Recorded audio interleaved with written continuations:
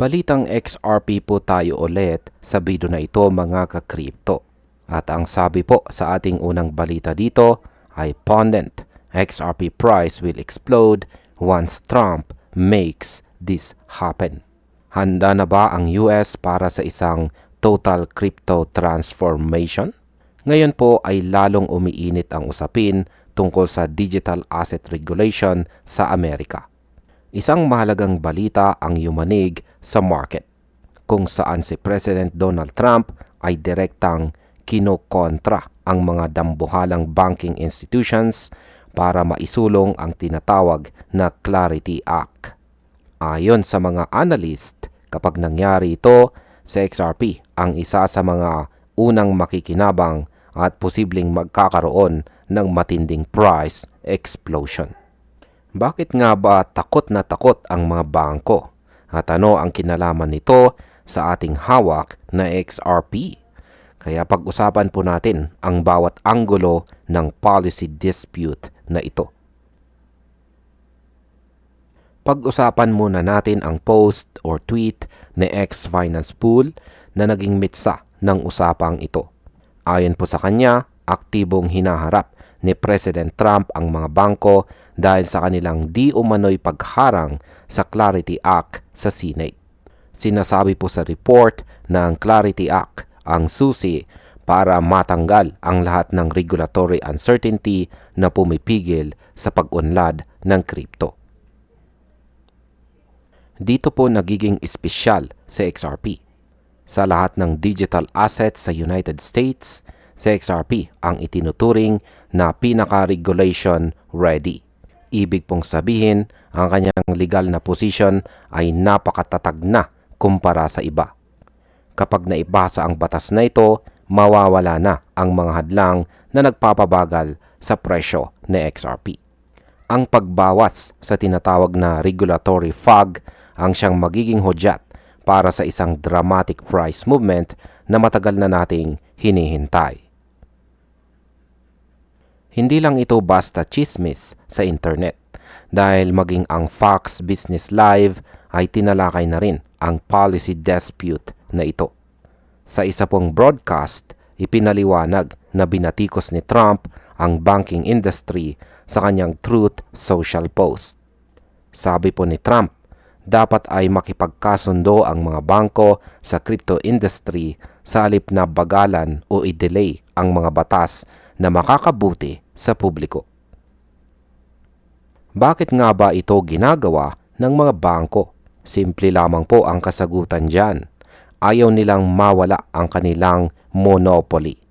Ayon po sa report, ang banking industry ay nakakaramdam ng banta dahil ang mga crypto platforms ay nagsisimula ng mag-alok ng mas magagandang incentives sa mga customers. Ang tensyon sa pagitan ng traditional finance at digital assets ay nasa peak na nito at si Trump ang tumatayong tagapagsulong para sa panig ng crypto. Sumali na rin sa usapan ang CEO ng Coinbase na si Brian Armstrong. Binigyang diin ni Armstrong ang isang mahalagang issue, ang rewards para sa mga users na naglilipat ng pondo mula sa traditional banks patungo sa crypto platforms. Pinuri po ni Armstrong si Trump sa pagtutulak ng isang pro-crypto policy agenda, kabilang na ang kamakailang pagpasa ng Genius Act. Ang Genius Act ang nagbigay daan para sa ilang stablecoin reward mechanisms, pero ngayon sinusubukan ng mga bangko na limitahan ito. At ang tanong ay bakit? Dahil gusto nilang protektahan ang kanilang profit margins. Ayaw nilang makipagkompetensya sa mga crypto companies na kayang magbigay ng mas mataas na financial incentives. Ito ay isang direktang labanan para sa kontrol ng pera ng mga tao at si XRP ang nasa gitna ng transisyong ito bilang isang liquidity bridge. Sa gitna ng away na ito, nagbigay din ng pahayag ang financial journalist na si Cheryl Casone. Ipinaliwanag niya na ang regulation ay mahalaga dahil maging ang mga bangko mismo ay sinisimulan na ring i-explore ang pagpasok sa crypto market. Kailangan ng mga lawmakers ng malinaw na pag-unawa sa industriya bago po i-finalize ang anumang malaking batas. Dagdag pa rito, binanggit din ng blockchain.com leaders ang tungkol sa deposit insurance at ang pagkakaiba ng crypto platforms sa traditional banking protections. Ang lahat ng mga elementong ito, yan ang Clarity Act, ang Genius Act at ang laban ni Trump ay nagtuturo sa iisang direksyon. At yan ay ang direksyon na pagtatatag ng regulatory certainty.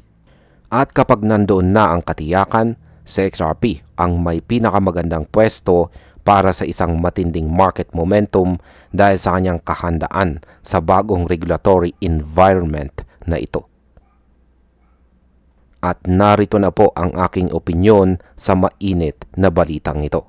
Ang laban ni Trump laban sa mga bangko ay hindi lang tungkol sa politika. Ito po ay tungkol sa ebolusyon ng finance. Ang katotohanan na ang banking industry ay pilit na binabagalan ang Clarity Act ay isang malakas na indikasyon na natatakot sila sa kapangyarihan ng kripto, lalo na kay XRP. Ang pundasyon ng tagumpay ng XRP ay ang kanyang pagiging regulation ready.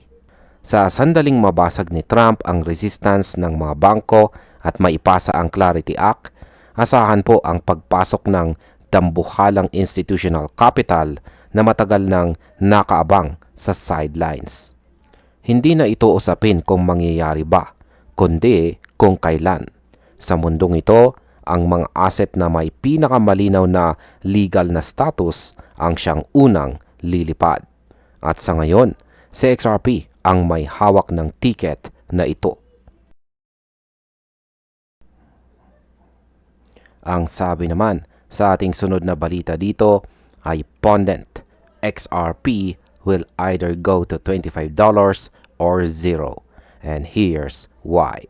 Dito po sa mundo ng digital assets, walang gitna. Madalas ay all or nothing ang laro. Ngayon, meron pong isang matapang na pahayag ang yumanig sa community. Ayon po sa isang tanyag na analyst, si XRP ay nahaharap sa dalawang magkakaibang kapalaran. At yan ang lumipad patungong $25 o ang tuluyang maglaho at maging zero. Mukhang nakakatakot, di ba? Pero sa likod ng extreme prediction na ito ay isang madilim na usapan tungkol sa tunay na halaga at espekulasyon. Handa na ba kayong malaman kung bakit ito ang pinakakritikal na taon para sa bawat holder? Kilalanin po natin ang analyst na si Clemente. Sa kanyang kamakailang post, hinamin niya na si XRP ang kanyang ikatlong pinakamalaking holding sa crypto. Ibig sabihin, may malaki siyang skin in the game. Pero kahit investor po siya, hindi siya bulag sa mga panganib. Ayon sa kanya, ang landas na XRP ay maaaring pumalo sa $25 kung itutuloy ng mga retail investors ang kanilang suporta. O kaya naman ay bumagsak sa zero kung mabibigo ang project na magpakita ng konkretong resulta. Ang komentaryong ito ay nagpapakita ng tensyon sa loob ng buong ecosystem. Sa isang panig, nandyan ang mga tapat na taga-suporta na naniniwalang sa XRP ang magbabago sa mundo. Sa kabilang panig naman ay ang mga kritiko na nagsasabing ang lahat ng ito ay puro hype lamang.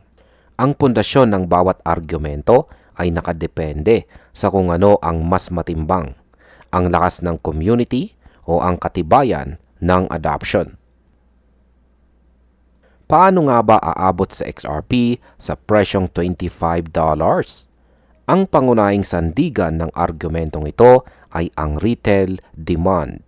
Sa loob ng maraming taon, si XRP ay naging paborito sa social media, trading platforms at mga online forums. Ang ganitong klase ng engagement ay kayang magpalaki ng presyo. Lalo na kapag ang supply ay limitado at ang momentum ay nagsimulang mag-self-reinforce o kusang tumakbo dahil sa takot ng mga tao na mahuli sa rally. Kapag ang emosyon ng publiko ay sumabog, hindi na tinitignan ang charts. Diretso na ito sa itaas. Ito ang senaryo kung saan ang $25 ay hindi na lang pangarap. Ngunit ang ganitong klaseng pag-akyat ay mapanganib din dahil nakasandig lamang ito sa espekulasyon at hindi sa tunay na gamit ng token sa araw-araw. Sa kabilang banda, hindi natin pwedeng baliwalain ang mga kritiko. May mga analyst na tinatawag si XRP na vaporware, isang terminong ginagamit para sa mga proyektong maganda lang pakinggan pero walang totoong produkto o gamit.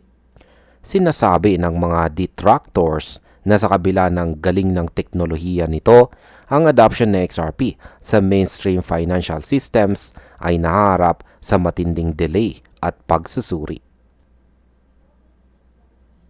Kung mabibigo sa XRP na makakuha ng malawakang institutional implementation o kung hindi nito mapapanatili ang sapat na transaction volume, ang tiwala ng mga investors ay posibleng maglaho. At sa crypto, kapag nawala ang tiwala, mabilis na sumusunod ang presyo pababa. Ang panganib na maging zero ay laging nandoon para sa anumang asset na hindi nakakapag-deliver ng kanyang ipinangakong utility sa tamang panahon. Dahil sa mga extremes na ito, nagbigay si Clemente ng isang ultimatum. Sinabi niya na nire-review po niyang muli ang performance ng XRP sa loob ng susunod na 12 buwan. Ang market conditions sa panahong ito, mula sa pagbabago ng ekonomiya hanggang sa mga bagong regulasyon, ang magsasabi kung aling senaryo ang magkakatotoo. Mahalagang bantayan ang mga aspeto tulad po ng liquidity depth at ang linaw ng mga batas sa crypto. Ang susunod na isang taon ang magsisilbing Judgment Day para kay XRP. Dito po natin malalaman kung ang mga bangko ba ay tuluyan ng yayakapin sa kanyang system o kung mananatili lamang siyang isang speculative tool para sa mga retail traders. Ang bawat update at balita sa loob ng taong ito ay dapat po nating bantayan ng maigi dahil ito ang magtuturo sa atin kung saan tayo papunta. At narito naman po ang aking opinyon tungkol sa usaping ito. Ang crypto ay hindi para sa mga mahihina ang loob. Ang debating ito tungkol kay XRP ay nagpapakita ng high risk, high reward na kalikasan ng ating pinasukan.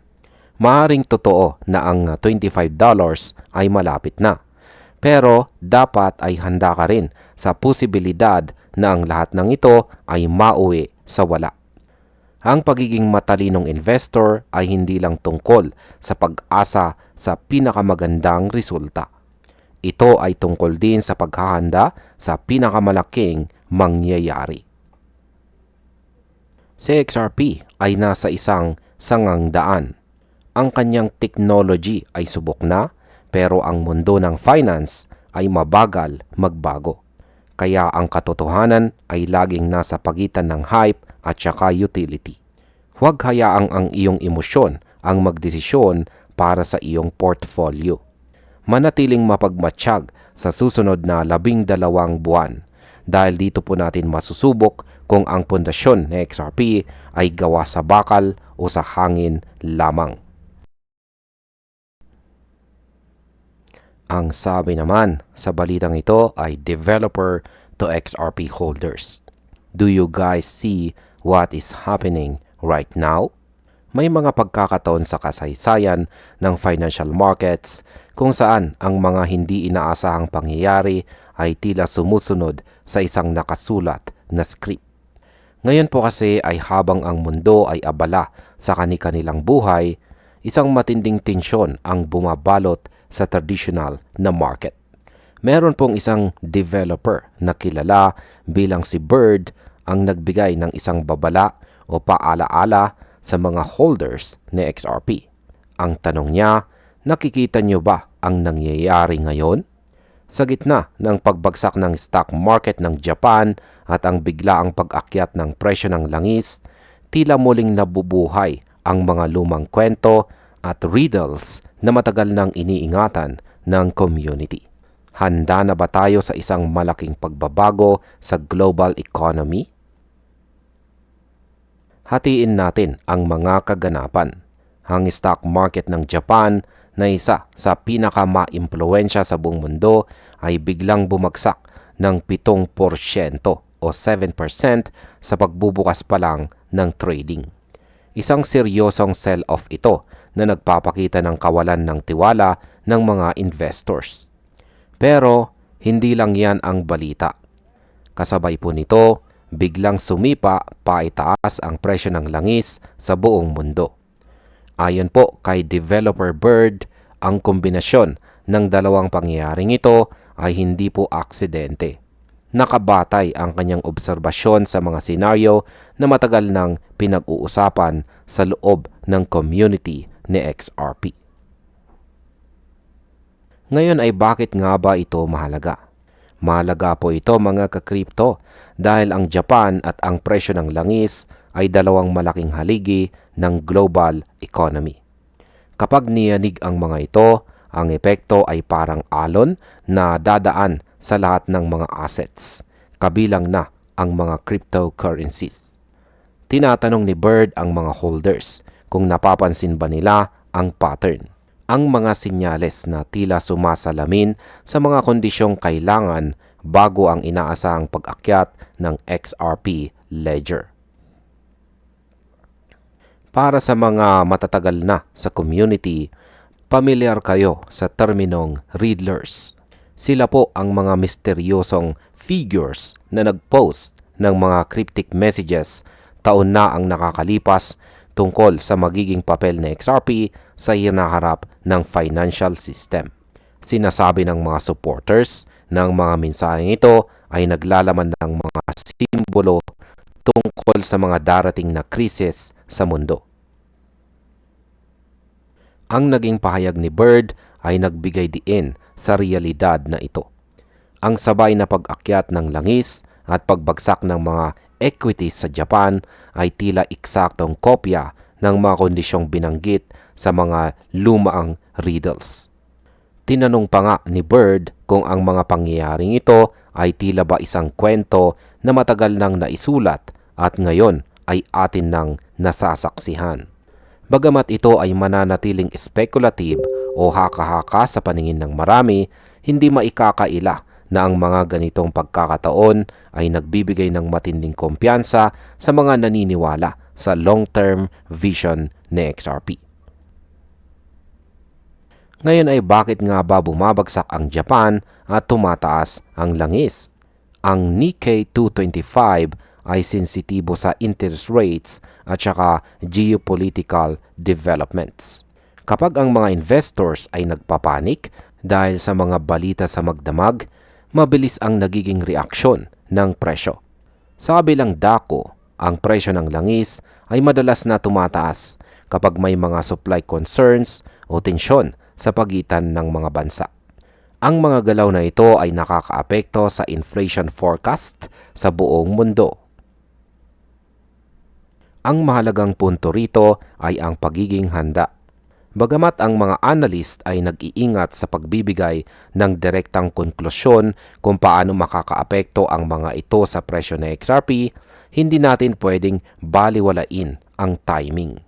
Ang XRP ledger ay idinisenyo para sa settlement ng value sa gitna ng ganitong klaseng turbulence.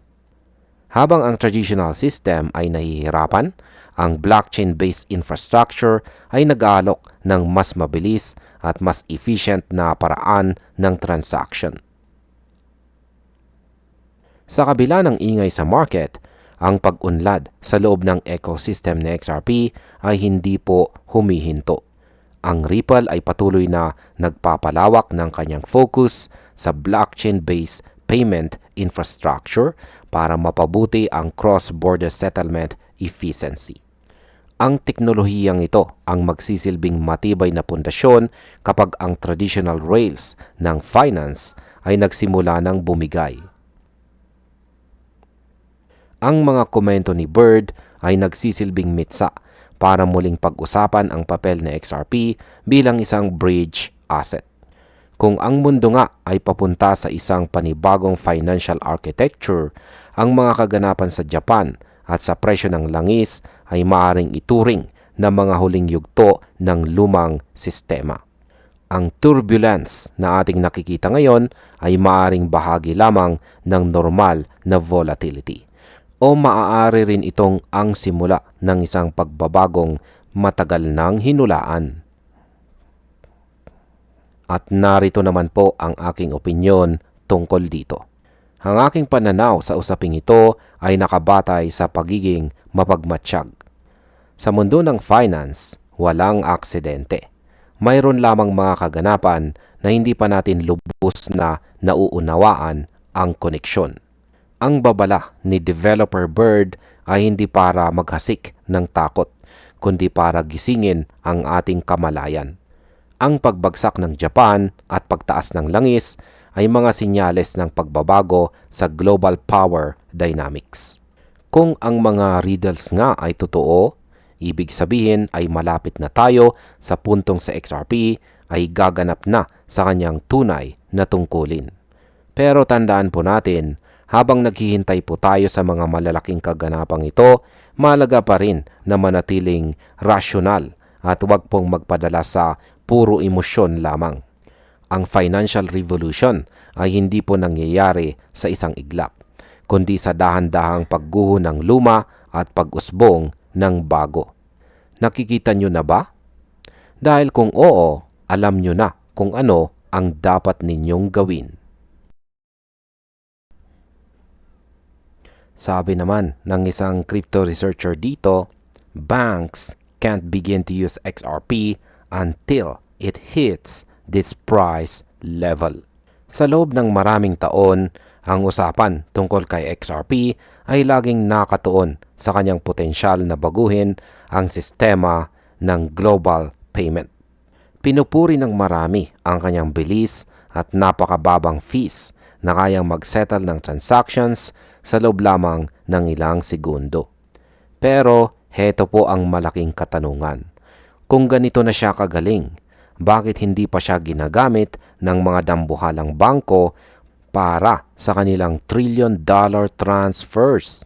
Ngayon ay meron pong isang crypto researcher ang naglabas ng isang matapang na pahayag. Ayon po sa kanya, mayroong isang price threshold o antas ng presyo na kailangang maabot muna bago tuluyang makapasok ang mga institution. At ang numerong ito, hindi lamang po basta barya, kundi 3 digits. Pag-usapan po natin ang analysis ni CryptoTank. Isa po siyang kilalang researcher sa industriya. Ayon po sa kanya, ang pangunahing hadlang sa malawakang paggamit ng mga bangko ay hindi ang teknolohiya, kundi ang tinatawag na liquidity depth. Ang mga malalaking financial institutions ay naglilipat o nagtatransfer ng dambuhalang halaga ng kapital sa bawat cross-border transfer. Para magawa ito ng maayos, kailangan nila ng isang market na kayang i-absorb o saluhin ang ganito kalaking volume nang hindi nagiging sanhi ng sobrang laking pagtalon o pagbagsak ng presyo. Sa kasalukuyang istruktura ng market, ang liquidity ng XRP ay maaaring hindi pa sapat para sa ganitong level ng operasyon. Kapag ang isang bangko ay naglipat ng bilyong-bilyong dolyar sa isang shallow market o mababaw na market, ang presyo ay pwedeng gumalaw ng mabilis laban sa kanila.